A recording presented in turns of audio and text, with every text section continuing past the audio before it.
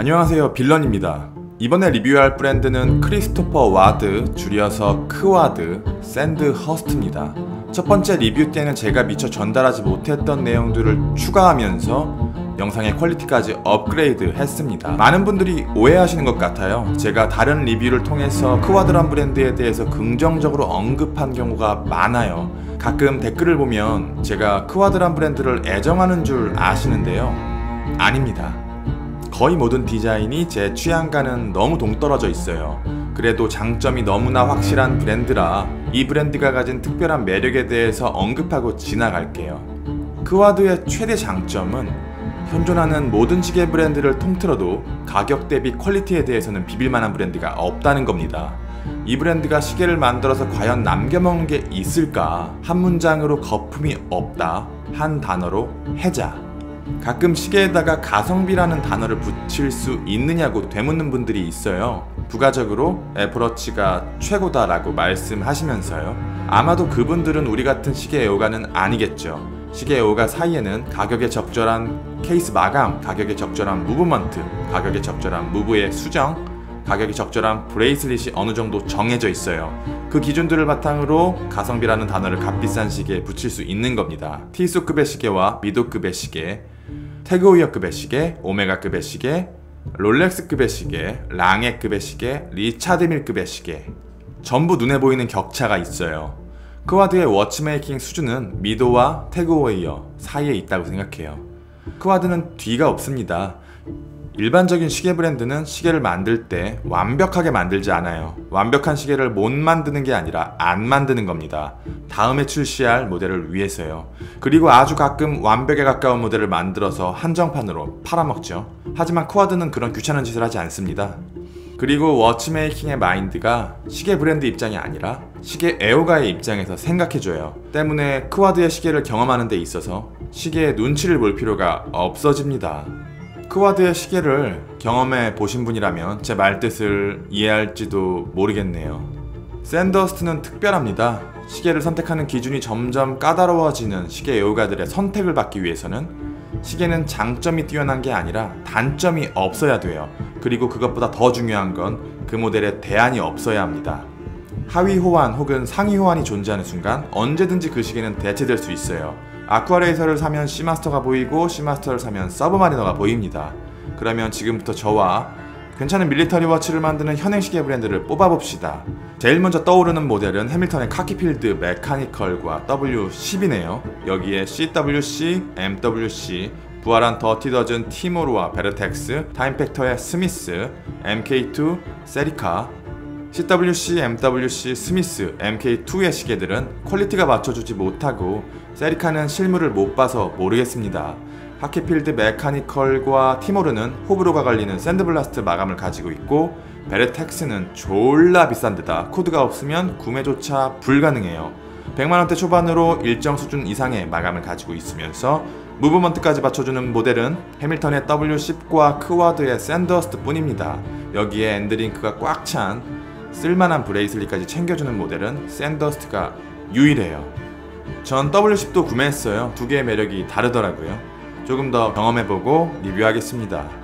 장점이 너무나 많은 시계긴 하지만 샌드허스트와 오랜 기간 같이 먹고 자고 하다 보니까 처음에 보이지 않았던 단점들이 보이기 시작하더라고요.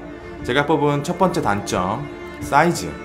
38mm라는 사이즈가 처음에는 완벽하다 생각했는데 신형 롤렉스 익스플로러 1이 36mm로 출시되고 나니까 이것도 36mm였다면 얼마나 좋을까. 두 번째 단점, 글래스. 글래스는 박스형 사파이어 글래스로 모양 자체는 완벽한데요. 하지만 글래스의 곡률 때문인지 무반사 코팅의 유무 때문인지는 모르겠습니다. 빛이 다이얼 안으로 들어오기 이전에 글래스 선에서 대부분 커팅되면서 순수한 다이얼의 색감을 느끼기가 쉽지 않아요. 글래스가 마치 거울 같아요. 다른 시계와 비교해서 보여드릴게요.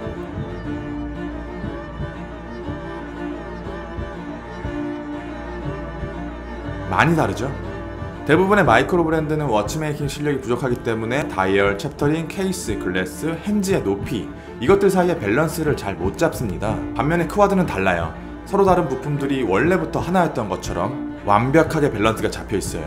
정면에서 100% 보이는 다이얼 바깥으로 글래스의 밀키링이 아주 얇게 생성되어 있고 이 얇은 릴키링 안쪽으로는 챕터링이 숨어 있습니다. 그리고 박스형의 글래스가 아래로 떨어지면서 베젤과 바로 연결되는데 위에 발려진 브러싱이나 폴리싱이야 럭셔리급 시계에 비교하기에는 당연히 부족하지만 만듦새 자체는 메스티지 중상위급 브랜드와 비벼볼만 합니다. 세 번째 단점은 개인적인 호불호의 영역인데 짙은 그레이 색상의 매트 다이얼이 조금 심심해요. 매트 다이얼은 세이코와 론진이 정말 잘 만들거든요. 세이코의 마린마스터나 론진의 비가이처럼 촉촉한 느낌이 있었으면 훨씬 더 좋았을 것 같아요. 케이스의 디자인은 더할 것도 뺄 것도 없는 베이직한 디자인의 케이스입니다. 어떤 디자인의 다이얼을 올려도 어떤 브레이슬릿을 어떤 스트랩을 체결해도 이상할 정도로 잘 어울리는 케이스예요. 베이직하다는 게 결코 퀄리티가 낮다는 뜻이 아닙니다. 여기에 들어간 디자인의 난이도나 기교는 메스티지 브랜드에서는 보기 힘든 수준입니다. 단순해 보이지만 3개의 마감이 교차되어 있는 베젤과 그것을 받치고 있는 5개의 서로 다른 마감의 미드 케이스, 그 아래에 아름다운 인그레이빙의 케이스백 역시 3개의 마감이 교차되어 있어요. 위에서부터 차례대로 이 마감의 순서는 다음과 같습니다. 브러싱, 폴리싱, 브러싱, 브러싱, 폴리싱, 브러싱, 폴리싱, 브러싱, 폴리싱, 폴리싱, 브러싱. 총 11개의 서로 다른 마감이 교차하면서 하나의 디자인을 완성해요. 11.6mm 안에서요.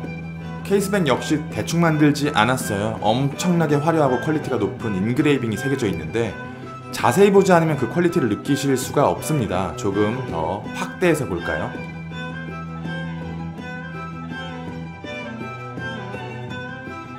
상상 이상의 퀄리티입니다. 38mm의 비교적 작은 사이즈에 11.6mm의 매우 얇은 두께에 브레이슬릿의 시작점이 케이스백보다 아래에 있기 때문에 착용감은 당연히 훌륭해요. 측면에서 보시면 아시겠지만 시계와 손목 사이에 공간이 거의 없는 수준이라 마치 팔찌처럼 손목을 감싸 안아요. 크라운은 누르면 들어가는 푸시 크라운 방식입니다. 푸시 크라운이 스크류 크라운에 비해서 방수가 약한 것으로 알고 있거든요. 무슨 마법을 부린 건지 모르겠지만 방수를 웬만한 다이버 수준인 150m까지 잡았네요.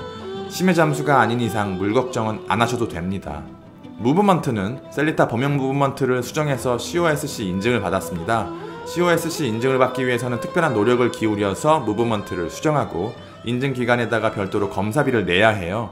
이런 미친 짓을 하는 브랜드는 전 세계에서 크와드가 유일할 겁니다. 고작 100만원대 초반의 모델에다가요.